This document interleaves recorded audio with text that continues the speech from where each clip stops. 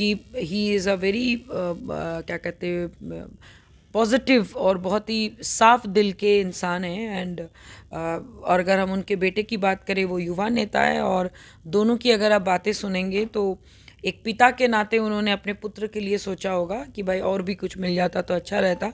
लेकिन अगर मैं पुत्र की बात करूं, सुमन जी की बात करूं, संतोष सुमन जी की बात करूं, तो उन्होंने बोला है कि ऐसा कुछ नहीं है।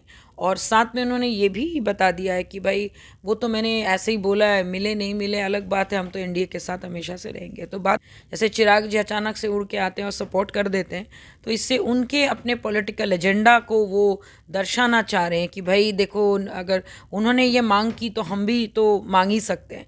लालू जी अभी जिंदा हैं, वो हमेशा चाहेंगे भाई, एक पिता के नाते वो चाहेंगे कि भाई मेरा जो बेटा है वो एक बार सीएम बन जाए। लेकिन उनके कारनामे इतने भयंकर रह चुके हैं, चाहे वो चारा घोटाला से लेके आपके लैंड फॉर जॉब मामले में, हम सब जानते हैं। और मेरे हिसाब से तो खेला अभी बाकी है। तो दूसरा दिन हम लोगों ने खेला देख ही लिया, ईडी और सीबीआई जो उनके जो कार्रवाई हो रही है। तो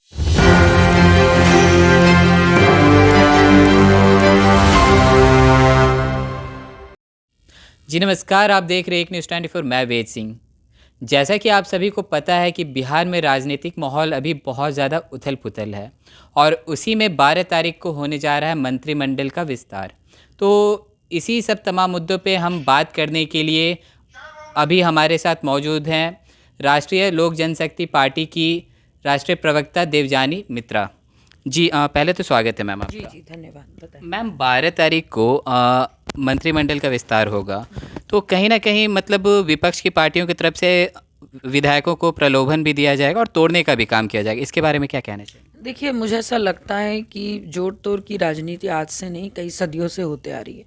और मुझे ऐसा नहीं लगता है कि एनडीए सरकार में आने के बाद, चाहे वो जेडीयू हो या फिर अन्य दलों के जितने भी सीनियर आपके लीडर्स हो या फिर विधायक हो, वो किसी भी शर्त के लिए, सिर्फ पैसे के लिए वो लालू जी का साथ या आरजेडी के साथ वो नहीं जाएंगे।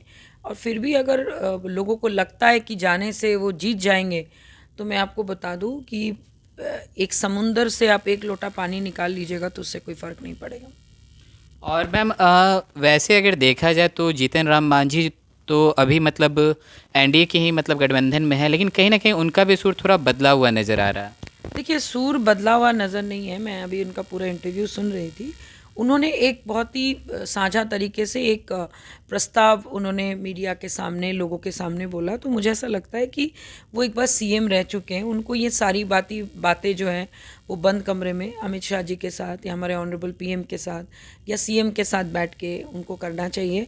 क्योंकि ही इज़ अ वेरी क्या कहते हैं पॉजिटिव और बहुत ही साफ दिल के इंसान हैं। एंड और अगर हम उनके बेटे की बात करें, वो युवा नेता है, और दोनों की अगर आप बातें सुनेंगे तो एक पिता के नाते उन्होंने अपने पुत्र के लिए सोचा होगा कि भाई और भी कुछ मिल जाता तो अच्छा रहता।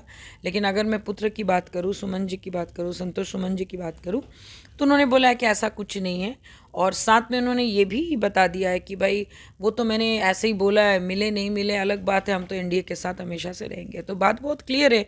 ये वही ना कि घर के मुखिया के सामने अपना एक विश मांगना कि मुझे एक नहीं मुझे दो चाहिए, या फिर मुझे एक गाड़ी नहीं मुझे दो गाड़ी चाहिए, उस टाइप की बात है। तो इसको इतना पॉलिटिकल एजेंडा बनाने की ज़रूरत नहीं है। और अगर कुछ लोग अगर इसको हाथ सेक रहे, रोटियां सेक रहे, तो वो अपने मतलब के लिए कर रहे हैं। जैसे चिराग जी अचानक से उड़ के आते हैं और सपोर्ट कर देते हैं, तो इससे उनके अपने पॉलिटिकल एजेंडा को वो दर्शाना चाह रहे हैं कि भाई देखो, अगर उन्होंने ये मांग की तो हम भी तो मांग ही सकते हैं। तो कहीं ना कहीं इससे चिराग जी की भी छवि खराब होगी। और मुझे लगता है कि मांझी जी और संतोष सुमन जी बहुत ही सुलझे हुए लोग हैं, और वो कुछ भी करेंगे मोदी जी के अगेंस्ट तो जाएंगे नहीं।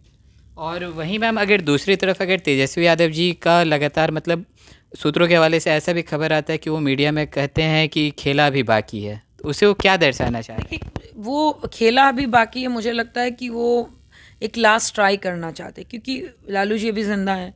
वो हमेशा चाहेंगे भाई, एक पिता के नाते वो चाहेंगे कि भाई मेरा जो बेटा है वो एक बार सीएम बन जाए।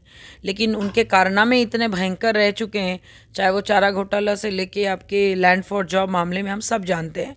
और मेरे हिसाब से तो खेला अभी बाकी है। तो दूसरा दिन हम लोगों ने खेला देख ही लिया, ईडी और सीबीआई जो उनके जो कार्रवाई हो रही है। तो हम तो उल्टा बोलेंगे कि उनके लिए अभी खेला बाकी है।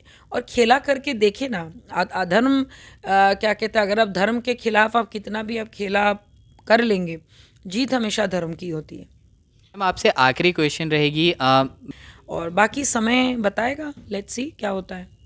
तो जैसा कि अभी आपने सुना, हमारे साथ मौजूद थी देवजानी मित्रा जी। तो यहाँ पर इनका कहना था कि अभी जो जितन राम मांझी जी के द्वारा मतलब जो मीडिया में बयानबाजी दिया जा रहा है, जिसको लोग पॉलिटिकल वे में उसको घुमाने का बात कर रहे हैं, उन लोगों का कहना है कि शायद हो सके तो जितन राम मांझी जी एनडीए छोड़ सकते हैं। लेकिन मैम का कहना था कि अभी भी जितन राम मांझी एनडीए में हैं, बस वो ऐसा बात कर रहे हैं क्योंकि उनके अंदर कुछ डिमांड है, बस उसको वो सामने रखना चाह रहे हैं।